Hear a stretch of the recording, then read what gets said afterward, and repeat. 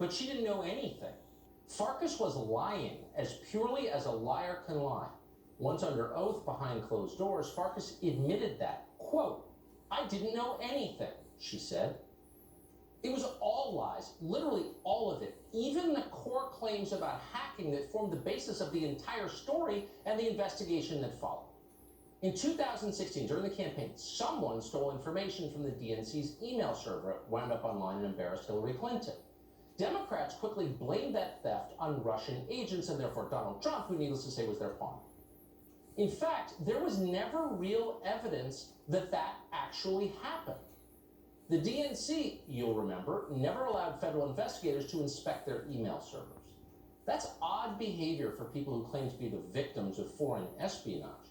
Instead, the party's servers were inspected by a third-party company called CrowdStrike. All of this coming back to you? Well, at the time, Adam Schiff's committee interviewed the CEO of CrowdStrike, Sean Henry. Schiff questioned Henry directly, personally. He asked if Henry knew when the Russians had stolen the data. Henry's reply, which we're seeing for the first time, is this, quote, "As it relates to the DNC, we have indicators that data was exfiltrated. We did not have concrete evidence." We did not have concrete evidence. Later, Henry admitted he had only, quote, "circumstantial evidence that the Russians were involved at all." Adam Schiff heard those words directly. He heard them from the one person who would know for certain. Schiff knew there was nothing substantial at the core of the Russian collusion story. At the very center, it was hollow, it was a sham. Schiff never even suggested this in public. Instead, he did the opposite. He spent years on television telling you it was totally real, shut up. So there's clear evidence on the issue of collusion, and this adds to that body of evidence. There's ample evidence of collusion in plain sight, and that is true. Have Democrats found any evidence of collusion? Yes, we have. You can see evidence in plain sight on the issue of collusion, pretty compelling evidence. And there is significant evidence of collusion. There is ample evidence, and indeed there is, of collusion of people in the Trump campaign with the Russians. I think there's plenty of evidence of collusion or conspiracy. All of this is evidence of collusion. There is significant evidence of collusion between the campaign and Russia.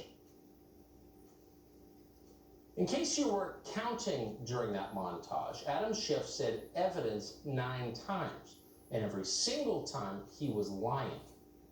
And it was fairly obvious at the time if you were following closely.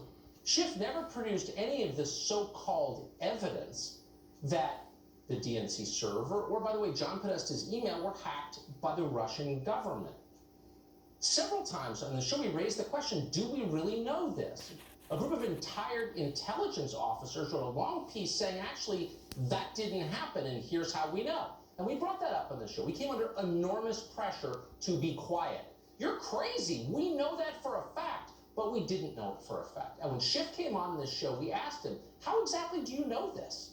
He never answered our question. Instead, he accused us of treason. Look right into the camera and say, I know for a fact the government of Vladimir Putin was behind the hacks of John Podesta's email. Absolutely. The government of Vladimir Putin was behind the hacks of our institution and the dumping of information. Of John Podesta's email. Not only in the United States, but also in Europe. Okay, you're not, you know what, you're not. And Tucker, no, look and say, I know they did. John Podesta's emails, they hacked those. And I think that Ronald Reagan will be rolling over his grave. You're carrying water for the Kremlin. I'm not carrying water for the Kremlin. You're a sitting member of Congress on the Intel Committee, and you can't say they hacked. You're gonna have to move your show to RT Russian television. A normal person would not behave that way. Could not behave that way. Conscience would prevent it. Adam Schiff is a sociopath. He will do or say anything to achieve power. He is unfit to hold office. He should resign. And not just Adam Schiff. The entire apparatus of official Washington has been exposed by these transcripts, as well as by the documents just released in the Michael Flynn case we went over last night.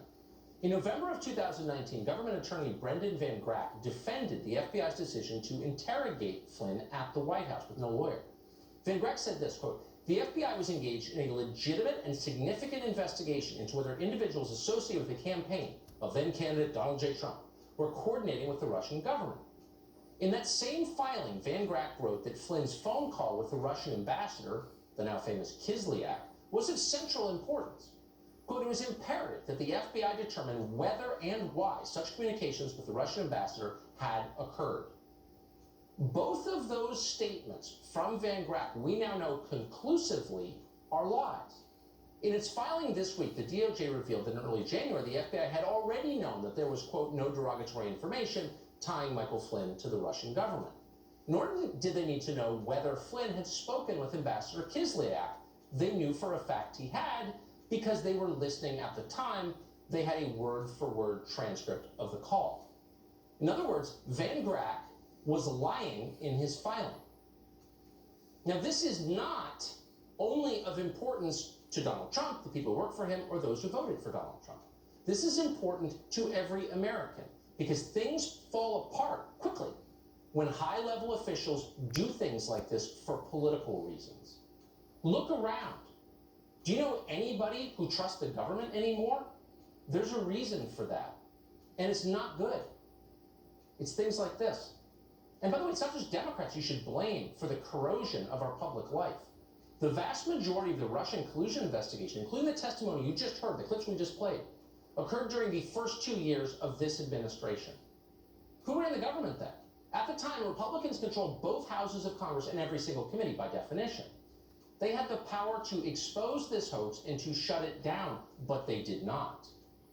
We can only speculate as to why they did not. Perhaps they were too cowardly to tell the truth, or maybe deep down, a lot of them agreed with the aims of all of this. Either way, it'll be very interesting, and we're going to sit back and enjoy it, as Lindsey Graham and Mitch McConnell and Richard Burr and so many of the other useless Senate Republicans, the total phonies who tell you they're representing you but don't, explain why they didn't really do anything to stop the derailment of America while it was in progress. Francie Higgs is a former federal prosecutor. She joins us tonight to assess these documents. Francie, thanks so much.